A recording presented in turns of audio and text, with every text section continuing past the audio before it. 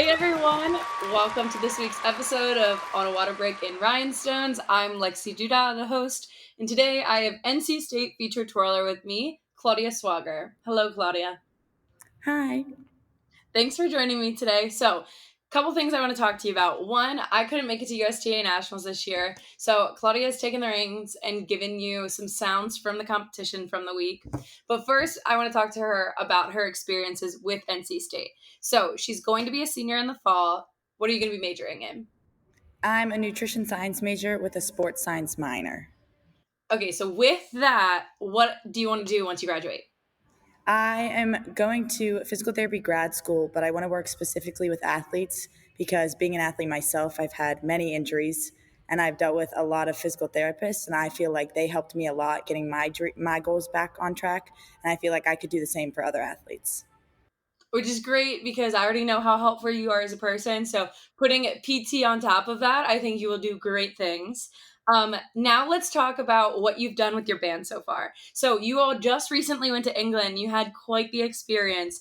Tell us about what it was all about, how you guys got that opportunity, and the performances that you guys did. Yes. So our band tries to do an overseas trip every 3 to 4 years. And it just so happened to be this year that we got to go, and we got to perform in front of the Cardiff Castle in Wales, actually. So not only were we in 3 different cities in England, we actually traveled to Wales and performed in front of their main castle there, That's where awesome. the Twirlers also got the opportunity to go to the Beyonce concert because Oh, our band that's is the most amazing person ever and let us go. And then after, when we got back to England, we ended up performing at a Premier League soccer game, which was so crazy because I've never been to one of those. And those fans are so intense and they just love the sport so much. And they loved being is able to that the see one marching wearing a bands. scarf? Yes, we had to twirl in a scarf because ironically, our colors are red and black. And the team they were playing, their colors were red, white, and black. So when the band went to perform for the home team that we were playing for, they were like, you can't wear those because you're matching the opposing team. So they made us wear these blue and white scarves that we had to twirl in, and the entire band had to play with them on. And it wasn't cold. It was like 70, 80 degrees. And Oh, they goodness. twirl with these scarves. So that was an That's experience in really itself because wonderful. I've never Yeah. twirled with anything like that. But the fans have never seen a marching band. We were the first marching band that they've ever had come to a game. So seeing That's everybody's awesome. reactions to what we do, so many people had never seen twirlers before, and they just Mhm. loved us. And they loved being able to see how we had both a guy twirler and girl twirlers. They loved seeing how we worked together and everything, and they just were amazed the entire time. That's awesome. That's definitely quite the experience, especially going into an area where people haven't really seen like a marching band and twirlers and stuff like that. That's amazing. But that's not the only cool opportunity you guys have had this year. There was a hockey game on your all's football field, I believe. Yes. So the NHL does what they call a stadium series. A couple years ago, I think it was in Fenway Park. But this year, they had the Carolina Hurricanes play the Washington Capitals in Carter Finley Stadium, which happens to be our college football stadium.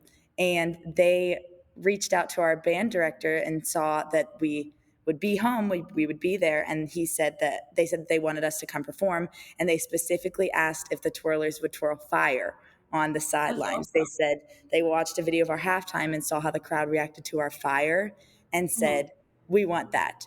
So it was a It little was crazy because they had to lay down these panels and things like that, like this mat, and then mhm. they had to sanitize it and make sure that it was fireproof, basically. So that Yeah. was a crazy experience because we were the four twirlers out there. We were the only people doing anything besides our band playing in the corner. But that was Mhm. it. It was just us out there. And so that was So great. It was freezing. It was I 30 would say degrees. okay, I was gonna say the fire definitely warmed you guys up some because from what I remember is what November or December when it happened, something like that. It was February, but it was the coldest weekend it had been the entire year. I feel like it doesn't get too cold in North No. Carolina, but of course the one weekend where you needed to be outside, it was freezing. So at least the fire helped warm you guys up a little bit. Yeah. That's awesome. Are you guys traveling to any like away games this year that you're planning on that you're looking forward to that you know of yet? Yes, so we go to every away game that's in the state of North Carolina because we're so close to Duke, UNC, Wake Forest. We go to all of those away games. So we'll be heading to Duke and Wake Forest, I believe. And then we're also going to Virginia Tech as a full band. Oh, So that'll be we've fun. never been there. So that'll So be that's exciting. the first one. Yeah, Yeah, we for sure. usually get to travel out of state as a full band. They usually take little pep bands and everything. But they said because Virginia Tech's going to be a cool game that they're gonna take us there. That's very exciting. Those fun, longer trips, I should say, with the whole band are definitely ones that create some awesome memories. So this year at UC Nationals, you competed representing NC State for the collegiate event, and you did amazing. This was it your third year doing it? Yes, this is my Yeah. third year doing nationals, collegiate nationals here. So how was that? It was really fun. I actually made finals for my first time, and That's awesome. I've actually had fun out there. I'm not really much of a performer when it comes to competitive performing. I love performing on the field like that. Mhm. Twirling for my fans is the most amazing thing ever. But when I get out on the floor, I really focus on the twirling aspect. And I Mhm. had so much fun in finals yesterday. I don't think I've ever performed that much in my life. So That's awesome. that was Twirling is amazing to very be able to do different. that. Collegiate twirling, I think, is a completely different aspect that it's hard to explain until you kind of go through it.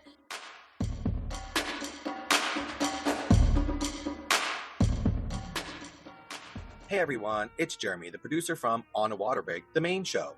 And while you're enjoying this great bonus content from some amazing hosts, there's a whole other show happening with guests, news, and plenty of other fun things that you and your friends are talking about on a water break.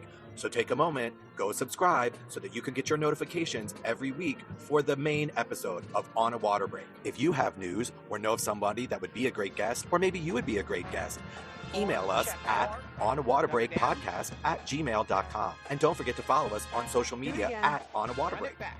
And now back to this fantastic bonus content. And we'll see you at the show.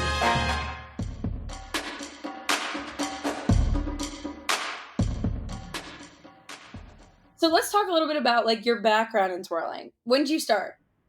I started when I was 3 years old. I joined a mommy and me class. And I actually walked out of the mommy and me class because I didn't want to do it. But then I saw my older sister Jillian twirling, and I said that I wanted to be better than her. So I started twirling again, and then I've never stopped since. That's hilarious. Okay, so then you've been competing your entire life. What made you want to go to NC State and twirl there? I knew a couple girls that had already gone there, and they had mentioned maybe coming to a game. But I met one of the advisors when I went to the World Championships in Norway in 2018. And my parents were talking to her, and she started talking about NC State and introducing them to everything we do. So we decided to go to a game my junior year. And it was amazing. It was a makeup game scheduled for a team that had just lost their coach. We were playing a team that had no coach.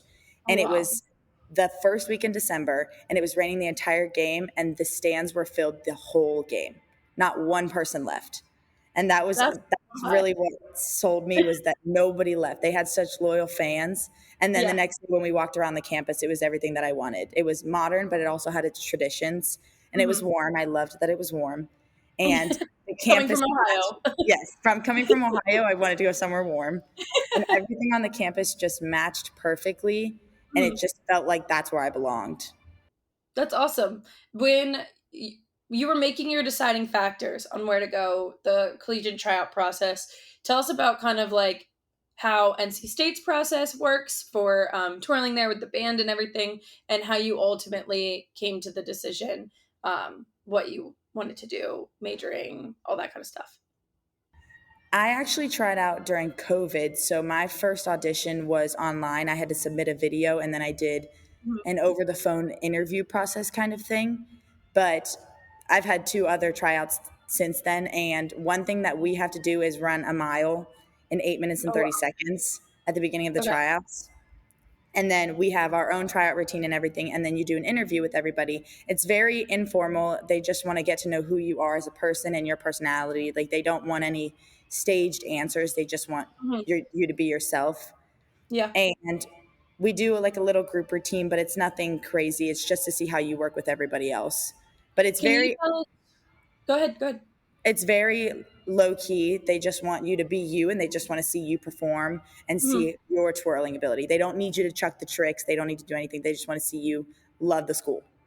That makes sense. And then tell us a little bit about, so every school is a little bit different in how they do pregame and halftime and stuff like that. You all have 4 twirlers heading into this next year, I believe. Yes. And typically pregame is a little bit more group oriented. Tell Yes. us how you guys do pregame and then how your halftime works. Our pregame is very traditional. It's been the same for many years. So the 4 twirlers will twirl together the entire time. We wear the same costumes, and our costumes kind of match the band uniforms this year, so we don't stand out too much, but obviously we're going to stand out when we're in sparkles and with the baton and not playing an instrument.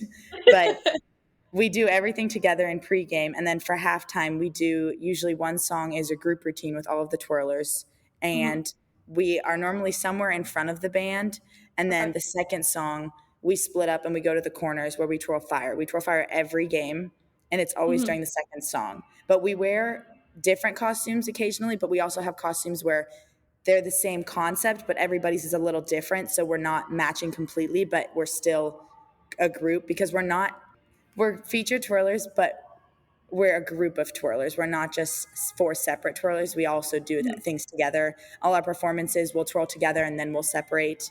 So Okay. our pregame is very traditional, though. Everything will be together and everything will be the same for years. What's a little unique about you guys too is you have to handle all your own fire batons, right? Yes, we do. Setting Yes. them up and putting them out and everything like that. How was that the first time? Because you twirled in high school. Did Yes, you I ever do. twirl fire in high school? Occasionally, my field was a turf field, so we weren't allowed. My athletic director was very strict about that. He just didn't know because my sister and I were 2 of the first feature twirlers that twirled fire at my high school. Okay. So we had a long-standing tradition of good twirlers at my high Mhm. school, but we were the first 2 that wanted to twirl fire. So he just didn't really understand it and was a little hesitant. But Mhm. some of our games that we went to for our away games, they had grass fields, so we got to do that. And we do these things called band nights, Mhm. where bands from around the area will come in and perform. And one of the band nights ended up being on grass. So I only did it maybe 2 times a season, depending on Mhm. if the games were away or home. So. But you weren't responsible for having to put it all together, were you?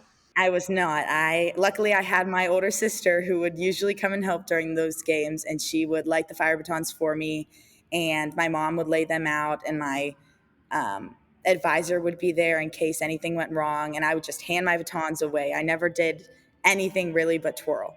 But then when So I what got to was it like? college, I was gonna say, what was it like the first time? it was a little crazy because the first game they said we want you to twirl 3 fire batons, and I have never done that, so that Oh was wow. but we have a really good system for lighting the batons and everything, and they give you time. You don't have to really rush it because you have a whole song, but Mhm. it's very low key almost.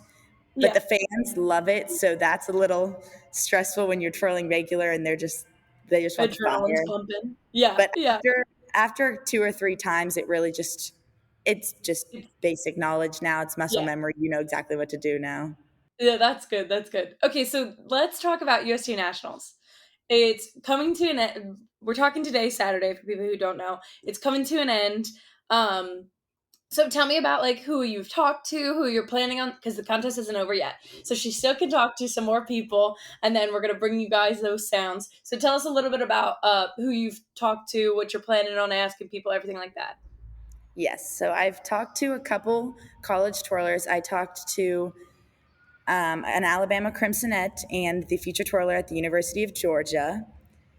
And I'm planning on talking to a couple more college twirlers, but I'm also going to reach out to high school twirlers and younger kids to get their perspective on their twirling experiences Mhm. and how their week has been and everything. I'm trying to get different angles from everybody just Yeah. to make sure everything is included and you get a inside view of the entire twirling world this Yeah, week. which is awesome, especially because some of those younger kids are definitely looking up to some of those older kids, especially the college twirlers. Because the collegiate night finals was last night, and then the day before was the prelims. So a lot of younger kids were able to watch how excited the older kids were when they took the floor for any of their collegiate events and their finals. If we're talking about regular competing, aside from just collegiate competing and stuff like that. So it's going to be awesome to see kind of their perspective on things because little kids they're the best to talk to because they're so honest with everything. But yeah, so do you have any last advice for anybody that's trying out in college, who's considering wanting to twirl in college? Do you have any advice for them when they're going to start the process?